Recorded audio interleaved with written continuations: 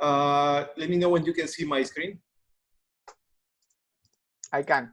Okay, perfect. So basically, we've been working like for a long time. Actually, they was originally like, we talked about this like 6 years ago. I don't know how long time was, but basically, a lot of people come to us and reach us because they want to do offline synchronization. Basically, what they want to have is they want to have an office that is disconnected from the main server, and what they want to do is basically work all day and then synchronize the data at night somehow. So let's see. Oh, good. Not even the PowerPoint is here. So hold on. I think you know how it is. Like, I prepared the demo. I went to sleep. Everything was fine. Then you turn on the computer, and your disk is gone. So hold on. Let's see. Maybe I have it here. Yeah. The beauty of OneDrive. Requirement was actually requested by one of our clients, like you said, about 6 years ago, who had XAF being used on a local server out on fishing vessels. Yeah, well, I guess we know. I mean, I don't know if you're talking about Michael from. Yes. Yeah, well, it was because of him that this all started. Yeah. I did like 20 or 50 implementations of synchronization, and then I realized it was impossible to do it if you do it based on your business logic, if you're doing basically on your data. So basically, we decided that there is a better way to do it, and we reached the top of the implementation like 2 or 3 years ago with Javier, when we did an implementation for tracking trucks. So all of them were offline totally. They were using Xamarin. They were using Xamarin locally.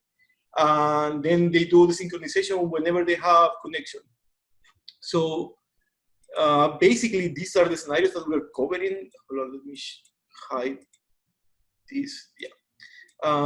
So these are the scenarios. The first one, and this is the first one that we created, is that you have a master database wherever in Azure, Amazon AWS, or your own server under your desktop.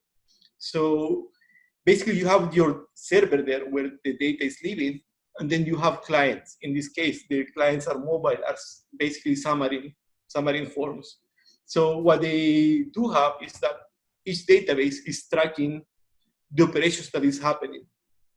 So it creates something that is called the deltas, which is the difference between the main database and the client database. So when it is done by the end of the day or whatever time you want, you just send those deltas to the server.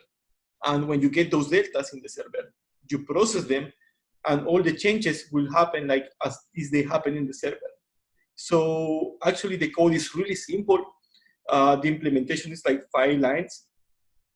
So this is the mobile scenario. And let's see some stuff about the scenario that are good to know.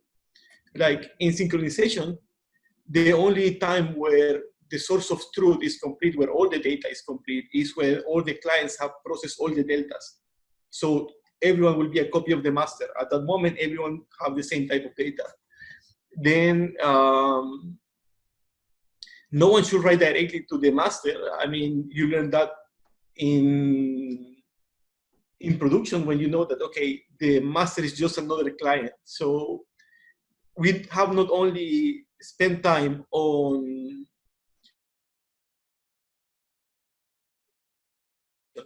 and we leave it as open as you can do it, because we learned that everyone have their own technique or their own business logic that they want to put into the synchronization. So in that sense, like, we have a really open framework where you can do the synchronization whenever you want, actually.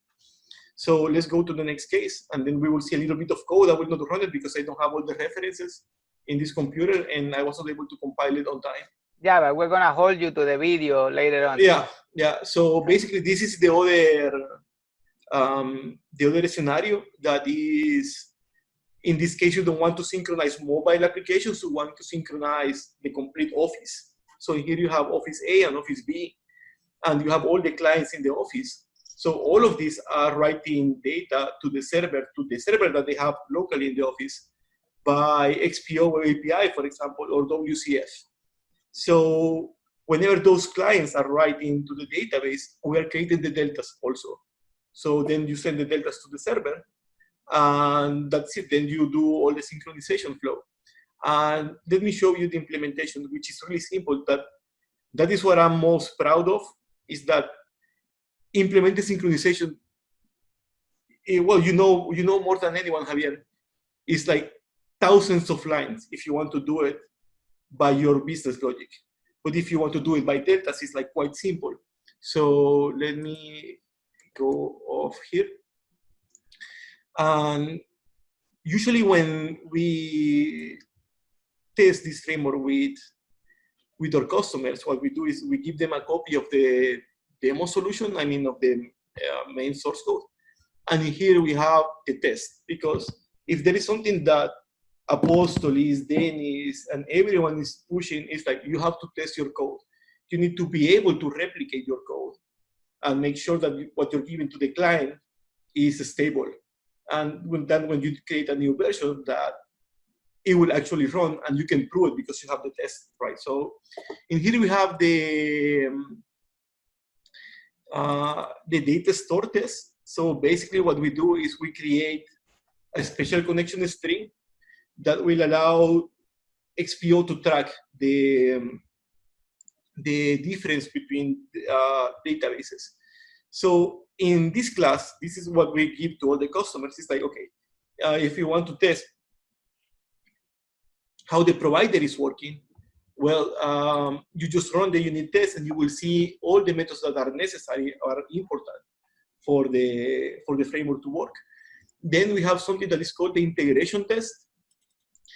This is like more interesting because I will just guide you through the flow, which is like nice. So first you create some services. You will use those services internally. Not a big deal, just a new variable. Then you create two connection strings. In this case, CNXA and CNXB represents different offices or different devices. So then you create a data store for A and for B. Once you have the data store, you set up the data layer. To do this, you go here to definition, and this is basically the updater code. It will create the schema and so on, so on, so on. But the most interesting part here is that if you see this code, you can, since you have access to the data store, you can enable and disable tracking of your operations. So that means that even though you're synchronizing data, you can turn it off at any moment. And after that, you will like stop saving deltas. For what is that? Sometimes you don't want to replicate the creation of the database, the initial data that you're putting in the database, you don't want to replicate also. Or sometimes you have like really heavy process, like let's say you are a bank or a financial institution, and by the end of the day, you want to calculate the interest of each loan. That you might not need to log. You don't want to log the data on how you did it. So you can turn it off at any time. So let's go back. So once you have done that, once you have the data layers done, here we have like a really simple code. We create a unit of work with the data layer A, which represents device A or office A, and then we create two records, and then we commit the changes. Then we do the same with the office B or device B, unit of work, and then we create two records. Then we commit the changes again. So both places have two records, and those records are different. So then what you need to do is that you need to go and ask the data layer A and the data layer B, give me your deltas, give me the difference between you and the main database. Then you basically just send it to the server processes them, and then you ask again to the data layers, tell me which was the last difference that you processed from the server, and I ask both A and B. So basically, they will both get what they don't have. So after that, you just after you get the deltas from the server, you just process them, and then basically all database at this moment after this line are completely synchronized. So here, if we do the assert, you will see that in every connection, the main server or the master and database A and B, all of them will have 4 records actually, because they cross each other, the values. So just to finish, because since I cannot run the code, it's like really difficult to show how it works. I will just show how do you implement the server on the server side. And basically, we follow the design pattern of ASP.NET Core. So we create services extensions. So in here, if you have used ASP.NET Core, you get this method, configure services. So in here, we have some boilerplate code to delete the database and make sure that everything is clean. But basically, the only line that you need to implement to add offline synchronization to your application is this line. And it's really easy. You just add or nugget. That will give you an extension. With this extension, you add XPO offline services, offline data sync, sorry. And that will include it in the services that ASP.NET Core is running. And you just need to pass 2 connection strings. One for actually the data, and the second one is for the deltas, for the difference between databases. And after that, I mean, this is the only line that you need. Everything else is boilerplate code, and I have comments there that I will explain those in the video that I will do for the YouTube channel. Those are just safeguards that you should run to make sure that your schema is created, that everything is clean. But basically, in a normal application, you will just need to add this line. Jose, we Yeah. have questions about Sure. the sync framework. Is what happens if you have auto-incremented keys? Well, if you have auto-incremented keys, you can still replicate them as long as you have a class that handles that. Actually, I was talking with one of our interns. His name is Andres. He do a lot of questions all the time, but really cool guy. He asked me about the auto-numeric, because everyone wants to do invoice 1, invoice 2, invoice 3, and they actually use an integer key for that. So if you're using integer keys or auto-numeric keys, XPO, they do have an example somewhere there, like 10 years old example, even older than that, where they do, where they create a sequence server using XPO. So they don't depend on the database mechanism to generate the last +1. So if you want to use the sync framework and you want to have integer keys, basically you just need to implement the sequence number generator that XPO present on that example, and it will work, because everything will be, even the numbers will be generated on an XPO way. So it will go in the replication. Actually, we do have NuGet. Is still not in our open source framework, but we will publish it soon, I think, that do that, that generates the next integer key and handles the locking system and so on. So since a lot of people is using integer keys somehow, I guess that will be a nice addition for the sync framework. So everyone can make it work, because usually the best design pattern for this is to use OIDs, like read type of keys, because those don't depend on the database to be replicated. You just create a new based on time. So it's possible. You need to do some arranges yourself, but it's not like a lot of code, maybe like 2 classes and a few lines, and you can use integer keys. In general, I don't recommend it, but if you have to use it, it's there. You just need to make sure that the numbers are generated correctly, and that's it. You do your own test, unit test or integration test, and after that, I think that it will actually work like Fine, exactly. So just to finish, after you add the services to the ASP.NET Core application, you just need to create one controller. So basically here we have the sync controller. The sync controller should inherit from sync controller base, and you will have to have a special constructor, which is this. The IDE will force you to implement the constructor. And then basically, that's it. You just implement this and it will just be working. And I put this code here and it's an override. So you can understand that you can override those methods, but they don't need to be overridden.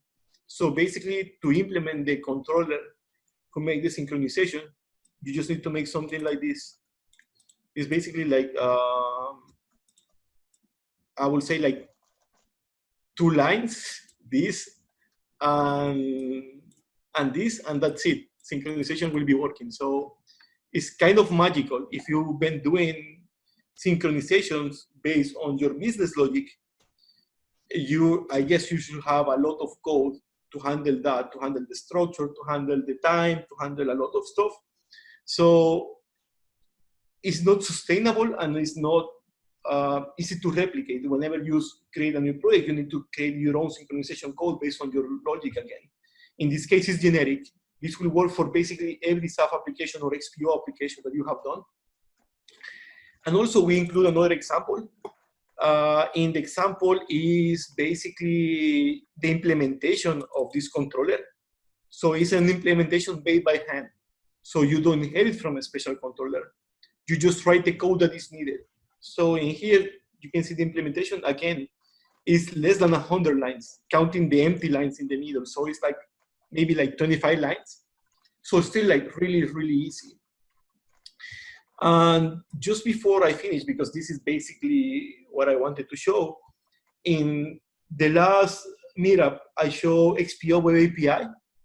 So we have a question from one of our customers. Well, there is one person who is evaluating the Sync framework who asked if what will happen because his solution is based on WCF. So when you have WCF and then you have a Web API, then you will have a mix of flavor of network connectivity. WCF is their own beast, quite complicated sometimes. And then you have Web API, which is more simple. So even though that is not public, well, it's public, but there is no documentation for that, we do have a framework to communicate with the server to invoke remote methods. So if you were doing that using WCF, you will be able to do that, not using XPO Web API, but one of the part of the Sync framework that is called network data transfer, where you can implement it in different protocols. In what was the name of the protocol for Google? They implement protobuf or something like that, which gRPC. is gRPC, exactly. We can do it through Web API.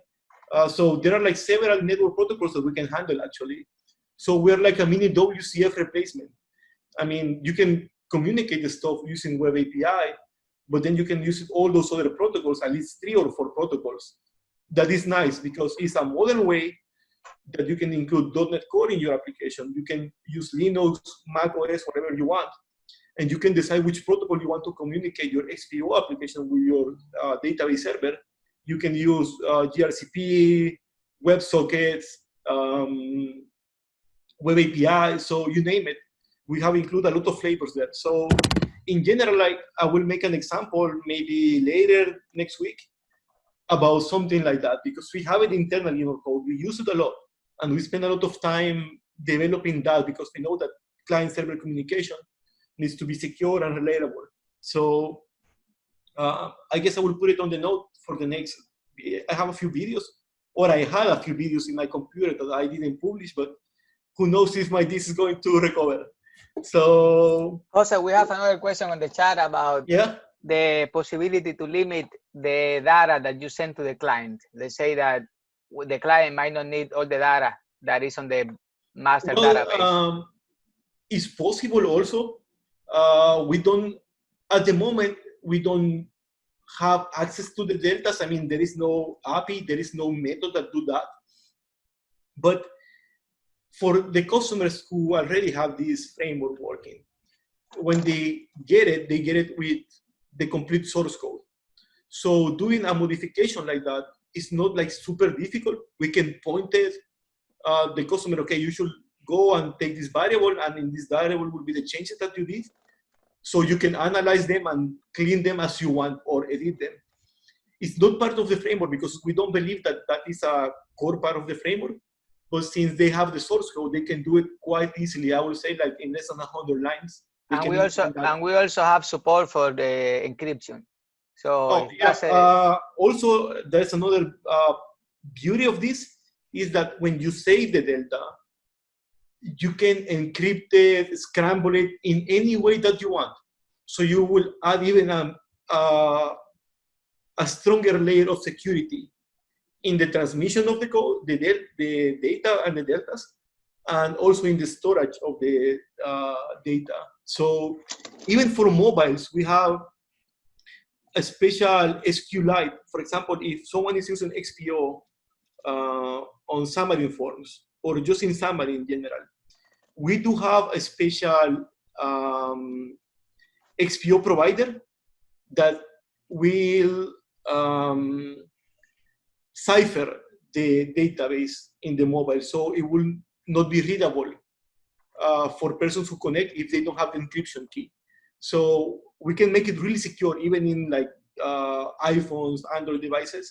So yeah, we can include we can include another layer of security with ciphering and encryption.